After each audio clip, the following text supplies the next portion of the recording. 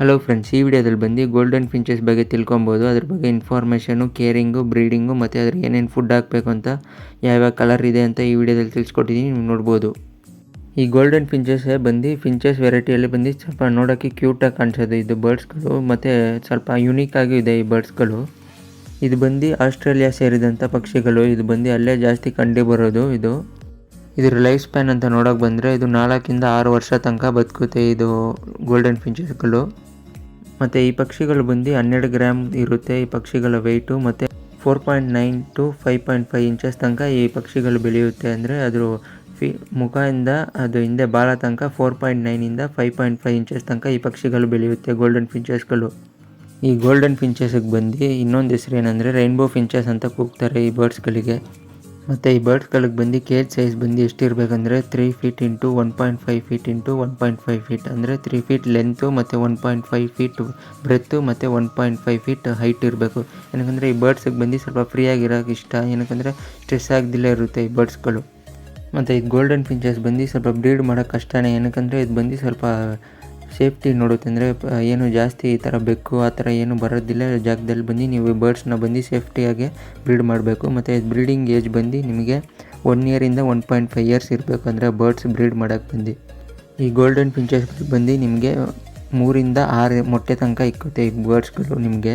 ಈ ಗೋಲ್ಡನ್ ಫಿಂಚಸ್ಗಳು ಬಂದು ಮೊಟ್ಟೆ ಕಾವು ಕೊಡೋ ದಿವಸಗಳು ಬಂದು ಇದು 14 ಇಂದ 18 ದಿವಸ ಆಗುತ್ತೆ. ಅಂದರೆ ಇನ್ಕ್ಯುಬೇಷನ್ ಟೈಮ್ ಬಂದು 14 to 18 ಡೇಸಲ್ಲಿ ಮೊಟ್ಟೆ ಮೇಲೆ ಕುತ್ಕೊಂಡು ಕಾವು ಕೊಡ್ತಾ ಇರುತ್ತೆ ಪೇರೆಂಟ್ಸ್ಗಳು. ಇದಕ್ಕೆ ಬಂದು ಮೇಯ್ನ್ ವಿಷಯ ಏನು ಡಿಸ್ಟರ್ಬ್ ಮಾಡೋದಿಲ್ಲ, ಅದು ಸಪ್ರೇಟಾಗಿ ಸೆಕ್ಯೂರ್ ಆಗಿದ್ರೇ ಈ ಬರ್ಡ್ಸ್ಗಳು ಬ್ರೀಡ್ ಆಗೋದು. ನಿಮಗೆ ಮೊಟ್ಟೆ ಇಕ್ಕಿದ ಮೇಲೆ ನಿಮಗೆ ಏನಾದ್ರು ಜಾಸ್ತಿ ಡಿಸ್ಟರ್ಬ್ ಮಾಡಿದ್ರೆ, ಸ್ಟ್ರೆಸ್ ಮಾಡಿಬಿಟ್ರೆ ಬಂದು ಅದು ಮೊಟ್ಟೆನ ಬಂದು ತಳ್ಳಿಬಿಟ್ಬಿಡುತ್ತೆ, ಇಲ್ಲಾಂದರೆ ಮರಿ ಆಗೋಲ್ಲ ಬರ್ಡ್ಸು. ಗೋಲ್ಡನ್ ಫಿಂಚಸ್ಗಳು ಬಂದು ಮೊಟ್ಟೆಯಿಂದ ಯಾವಾಗ ಮರಿಗಳು ಆಚೆ ಬರುತ್ತೆ ಅಂದರೆ 18 ಇಂದ 20 ದಿವಸದಲ್ಲಿ ಮೊಟ್ಟೆಗಳು ಬಂದು ಆಚೆ ಬರುತ್ತೆ. ಮತ್ತು ಇದು ಗೂಡು ಬಿಟ್ಟು ಆಚೆ ಯಾವಾಗ ಬರುತ್ತೆ ಅಂದರೆ ಮರಿಗಳು 40 ಇಂದ 45 ದಿವಸದಲ್ಲಿ ಬಂದು ಮರಿಗಳು ಬಂದು ಸ್ವಲ್ಪ ದೊಡ್ಡ ಸೈಜಲ್ಲಾಗಿ ಗೂಡಿಂದ ಆಚೆ ಬಂದುಬಿಡುತ್ತೆ. ಗೋಲ್ಡನ್ ಫಿಂಚಸಲ್ಲಿ ಬಂದು ಕಲರ್ಸ್ ಅಂತ ನೋಡೋಕೆ ಬಂದರೆ ಇದು ಹೆಡ್ನ ನೋಡಿನೇ ಕಲರ್ಸ್ ಬಂದು ಚೂಸ್ ಮಾಡೋದು. ಒಂದು ಬಂದು ರೆಡ್ಡು, ಆರೆಂಜು ಮತ್ತು ಬ್ಲ್ಯಾಕ್ ಹೆಡ್ಡೆಡ್ ಅಂತಾರೆ. ಈ ಥರ ಕಲರ್ಸೇ ಕಾಮನಾಗಿ ನಿಮಗೆ ಗೋಲ್ಡನ್ ಫಿಂಚಸಲ್ಲಿ ಸಿಗುತ್ತೆ.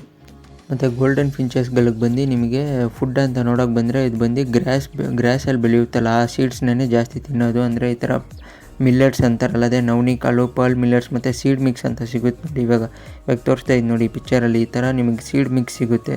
ಈ ಥರ ಹಾಕೋದ್ರಿಂದ ಬಂದು ಬರ್ಡ್ಸ್ ಹೆಲ್ತ್ ಚೆನ್ನಾಗಿರುತ್ತೆ. ಮತ್ತು ಬ್ರೀಡಿಂಗ್ ಟೈಮಲ್ಲಿ ಈ ಥರ ಬಂದು ಎಗ್ ಫುಡ್ ಹಾಕಬೇಕು. ಅದು ಎಗ್ ಫುಡ್ ಅಂದರೆ ಏನಿಲ್ಲ, ಎಲ್ಲ ಫಿಂಚಸ್ಗಳಿಗೆ ಬಂದು ಎಗ್ ಫುಡ್ ಕೊಡೋದ್ರಿಂದ ಬಂದು ಅದಕ್ಕೆ ಬಂದು ಪ್ರೋಟೀನ್ ಸಿಗುತ್ತೆ. ಮತ್ತು ಬ್ರೀಡಿಂಗ್ ಟೈಮಲ್ಲಿಗೂ ಹೆಲ್ಪ್ ಆಗುತ್ತೆ ಬರ್ಡ್ಸ್ಗಳಿಗೆ. ಎಗ್ ಫುಡ್ ಅಂದರೆ ಏನಿಲ್ಲ, ಇದು ಮೊಟ್ಟೆ ಬಂದು ಬಾಯ್ಲ್ ಮಾಡಿ ಹಾಕಿ ಚಿಕ್ಕ ಪೀಸ್ ಮಾಡಿ ಹಾಕಿದ್ರೆ ಅದು ಬರ್ಡ್ಸ್ಗಳು ಬಂದು ತಿನ್ನುತ್ತೆ, ಚೆನ್ನಾಗಿ ಪ್ರೋಟೀನ್ ಅದು ಬರ್ಡ್ಸ್ಗಳಿಗೆ. ಮತ್ತು ಇದು ಮೇಂಟೆನೆನ್ಸ್ ಅಂತ ನೋಡೋಕೆ ಬಂದರೆ ಕೇಜ್ನ ಮಾತ್ರ ನೀವು 2 ದಿವಸ ಒಂದ್ಸಲಿ ಬಂದು ಅದು ಪೇಪರ್ ಏನಾದ್ರು ಹಾಕಿದರೆ ಅದು ಕ್ಲೀನ್ನೆಸ್ ಮಾಡ್ತಾ ಇರಬೇಕು. ಏನಕ್ಕಂದರೆ ಇದು ರೋಗ ಅಂದ್ಕೊಳೋಕೆ ಜಾಸ್ತಿ ಇದಾಗುತ್ತೆ. ಏನಾದ್ರು ನೀವು ಗಲೀಜಾಗಿ ಹಿಡ್ಕೊಂಡಿದ್ರೆ ಕೇಜ್ಗಳು ಬಂದು ನಿಮಗೆ ಬರ್ಡ್ಸಿಗೆ ಬಂದು ರೋಗ ಬರುತ್ತೆ. ಮತ್ತು ಜಾಸ್ತಿ ಕಾಮನಾಗಿ ಫಿಂಚಸ್ಗಳಿಗೆ ಬರೋದಂದರೆ ಒಂಥರ ಹುಳ ಥರ ಬರುತ್ತೆ ಮೈ ಮೇಲೆ, ಅದು ಬಂದು ಕಂಟ್ರೋಲ್ ಮಾಡಬೇಕು. ಮತ್ತು ಇನ್ನೊಂದು ಏನಂದರೆ ಫೆದರ್ ಲಾಸ್ ಆಗುತ್ತೆ ತಲೆ ಮೇಲೆ ಇಲ್ಲ ರೆಕ್ಕೆದಲ್ಲಿ, ಆ ಥರ ಜಾಸ್ತಿ ಫೆದರ್ ಲಾಸ್ ಆಗುತ್ತೆ. ಗೂಡನ್ನ ಮಾತ್ರ ಕ್ಲೀನಾಗಿ ಹಿಡ್ಕೊಳ್ಳಿ. ಊಟ ಮತ್ತು ನೀರನ್ನ ಬಂದು ಒಂದು ದಿವಸ ಬಿಟ್ಟು ಒಂದು ದಿವಸ ಚೇಂಜ್ ಮಾಡ್ತಾ ಇರಬೇಕು.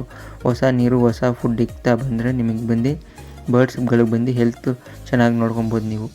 ಮತ್ತು ಗೋಲ್ಡನ್ ಫಿಂಚಸ್ಗಳು ಪ್ರೈಸ್ ರೇಂಜ್ ಅಂತ ನೋಡೋಕೆ ಬಂದರೆ ನಿಮಗೆ 4,000 ಇಂದ 5,000 ತನಕನೂ ಬರುತ್ತೆ. ಒಂದೊಂದು ಸ್ಟೇಟಲ್ಲಿ ಒಂದೊಂದು ಥರ ನೀವು ಅದೇ ಪ್ರೈಸ್ ಇರುತ್ತೆ ಅಂತ ತಿಳ್ಕೊಂಬಿಡಿ. ಒಂದೊಂದು ಸಲ ಜಾಸ್ತಿ ಆಗುತ್ತೆ, ಒಂದೊಂದು ಸಲ ಕಮ್ಮಿನೂ ಆಗ್ಬೋದು. ಅಷ್ಟೇ ಫ್ರೆಂಡ್ಸ್, ಈ ವಿಡಿಯೋ ನೋಡ್ಕೊಂಡು ನಿಮ್ಮ ಬರ್ಡ್ಸ್ನ ಬಂದು ನೀವು ಗೋಲ್ಡನ್ ಫಿಂಚಸ್ ಇಟ್ಕೊಂಡಿದ್ರೆ ಇಲ್ಲ ನೀವು ಸಾಕಬೇಕಂತ ಅಂದರೆ ಈ ವಿಡಿಯೋ ನೋಡ್ಕೊಂಡು ನಿಮ್ಗೆ ಯೂಸ್ಫುಲ್ ಆಗಿದ್ರೆ ಲೈಕ್ ಮಾಡಿ, ಶೇರ್ ಮಾಡಿ ಮತ್ತು ನನ್ನ ಚಾನಲ್ನ ಸಬ್ಸ್ಕ್ರೈಬ್ ಮಾಡ್ಕೊಳ್ಳಿ.